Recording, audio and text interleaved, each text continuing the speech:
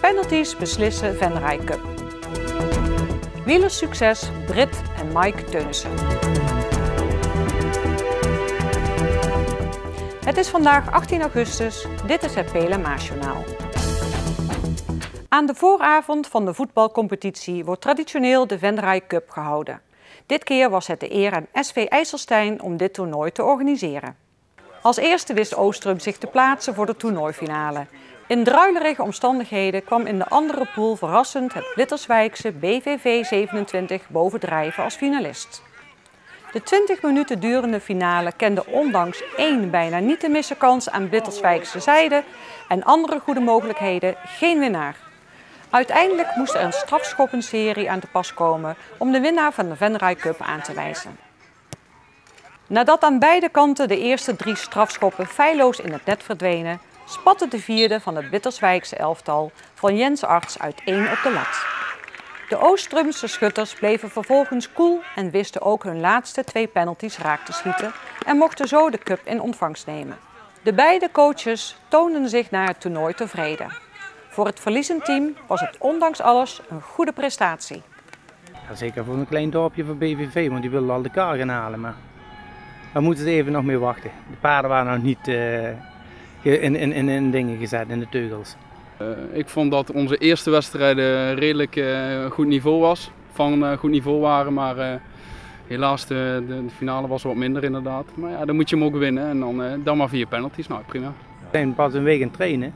Wat we afgesproken hebben ze heel goed naar behoren uitgevoerd. Als je eraan meedoet, dan kun je maar net zo goed winnen. Dat hebben we ook in de groep gegooid. Dus nou ja, we hebben het goed gedaan. Teamspirit is goed en de groep is fit en fit gebleven gelukkig. Dus prima dag zo. Heel graag gewonnen, want die jongens hadden het wel verdiend. Als je ziet de finale, dat je 2 grote kansen krijgt. Dat je toch eigenlijk als laatste in de 6e klas vorig jaar beter bent als Oostrum, niet dat het direct wat wil zeggen, maar je laat toch wat zien dat je op een gegeven moment een groeiende bent. Wat is jullie doel dit jaar? Ja, we hebben het gewoon handhaving als doelstelling. Vanuit die doelstelling kun je kijken of je hem tussentijds nog kunt aanpassen, maar in eerste instantie gewoon handhaving. Gewoon rustig beginnen, veel laten leren, jong jongens, want we hebben gemiddeld 21 jaar, als je ziet. En gewoon dan op een gegeven moment op laatst willen we toch meedoen voor een periode, ofwel als het meer mag zijn, halen. Dat is wel een doelstelling. Ook volgend jaar wordt de Venray Cup weer gehouden.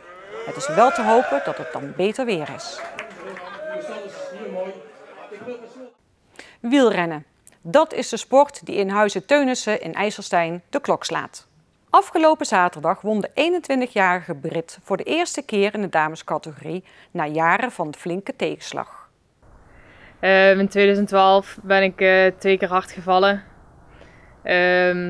Waar eigenlijk mijn seizoen heel goed begon, maar door die valpartijen moest ik het eerder onderbreken, zeg maar, terwijl ik toen wel tegen een selectie voor het EK aan zat.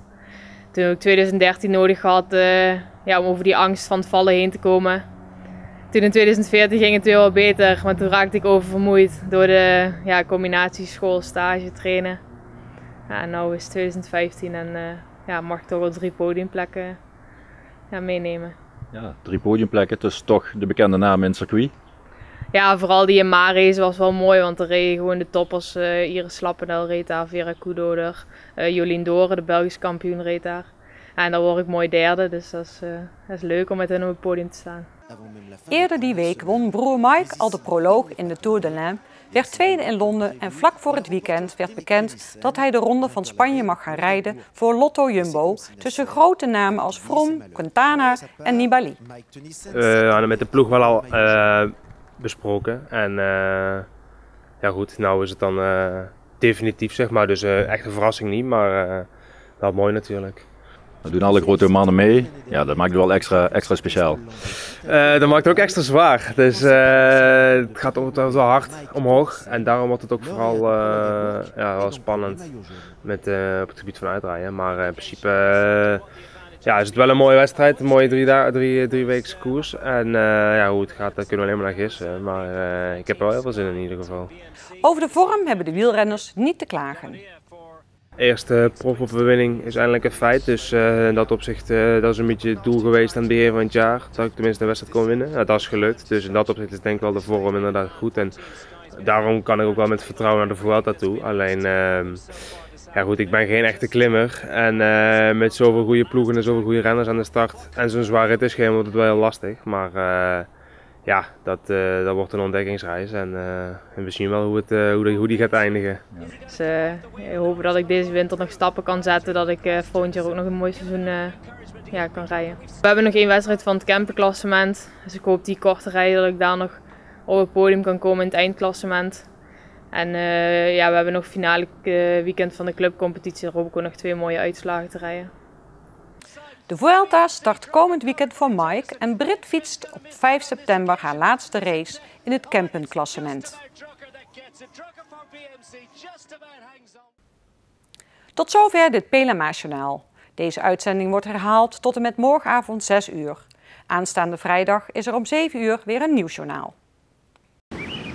Weer of geen weer, bij ons is het altijd vakantieweer.